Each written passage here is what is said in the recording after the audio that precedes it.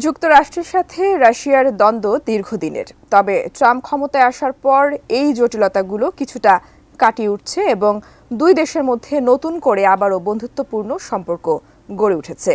আর এর ফলে গভীর উদ্বেগের মধ্যে রয়েছে ইউরোপের দেশগুলো। কিন্তু কী কারণে উদ্বেগে দেশগুলো? বিস্তারিত শিহাব ইসলামের ডেস্ক রিপোর্টে। ব্রাসেলস ৬ মার্চ ইউরোপীয় কমিশন ইউরোপের প্রতিরক্ষা শিল্পকে শক্তিশালী করার জন্য একটি ৫ ধাপে বাস্তবায়নযোগ্য বিশাল সামরিক পরিকল্পনা ঘোষণা করেছে। কমিশনের প্রধান উর্সুল ভন ডার লেয়েন এই পরিকল্পনার কথা জানান। পরিকল্পনার আওতায় $৮৬০ কোটি অর্থাৎ ৮০০ বিলিয়ন ইউরোর একটি বিশাল তহবিল তৈরি করা হবে, যা ইউরোপের সামরিক সক্ষমতা বৃদ্ধির জন্য ব্যবহার করা হবে। ভন ডার লেয়েন বলেন, ইউরোপের কমিশনের এই উদ্যোগ ইউরোপের জন্য একটি গুরুত্বপূর্ণ মুহূর্ত, যেখানে তারা নিরাপদ এবং স্থিতিস্থাপক ইউরোপ গড়ার লক্ষ্য নিয়ে এগিয়ে যেতে প্রস্তুত। তিনি আরও বলেন, এই তহবিল ইউক্রেনের সমর্থনে সহায়তা প্রদান, সদস্য দেশগুলোর সামরিক খাতের বিনিয়োগ বৃদ্ধি এবং প্রতিরক্ষা সক্ষমতা আরও শক্তিশালী করতে সাহায্য করবে। টানা সপ্তমবারের মতো বেস্ট টিস্যু পেপার ব্র্যান্ড হিসেবে স্বীকৃতি পেয়েছে বসুন্ধরা টিস্যু। পরিকল্পনায় ১৫০ বিলিয়ন ইউরো ঋণ এবং বেসরকারি পুঁজি সংগ্রহের লক্ষ্য রাখা হয়েছে, যাতে ইউরোপীয় দেশগুলো নিজেদের প্রতিরক্ষা সক্ষমতা বাড়াতে সক্ষম হয়। ইউরোপীয় কমিশন সদস্য দেশগুলোর জন্য চাহিদা সমন্বয় এবং একসঙ্গে প্রতিরক্ষা সরঞ্জাম ক্রয় করার সুযোগ তৈরি করতে এই পরিকল্পনা করছে।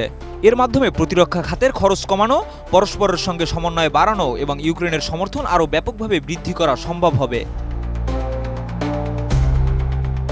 একই সময় জার্মানির নেতারা দেশটির ঋণ নিয়ম শিথিল করার পরিকল্পনা করছেন, যাতে প্রতিরক্ষা খাতে বাড়তি ব্যয় করতে পারে।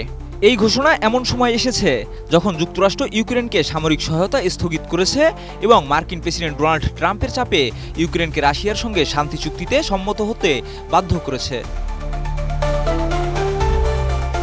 বিশেষজ্ঞরা বলছেন, ট্রাম্প এবং পুতিনের মধ্যে ক্রমবর্ধমান মৈত্রীর কারণে ইউরোপকে এখন যুক্তরাষ্ট্রের দীর্ঘমেয়াদী সমর্থন প্রত্যাহারের চিন্তা করতে হচ্ছে। ইউরোপীয় ইউনিয়ন নেতারা আজ একটি বিশেষ শীর্ষ সম্মেলনে এই পরিকল্পনাগুলো নিয়ে আলোচনা করবেন। তবে কূটনীতিকরা জানিয়েছেন, তাৎক্ষণিকভাবে কোনো সিদ্ধান্ত নেওয়ার সম্ভাবনা কম।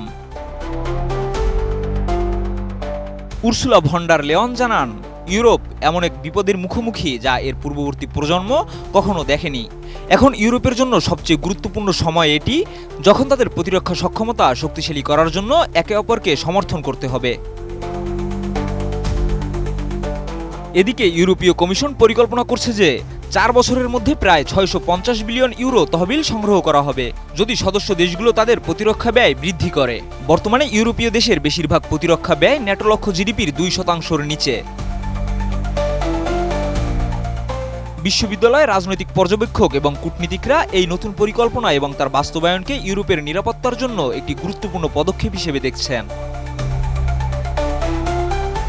শিহাব ইসলাম, ATN নিউজ।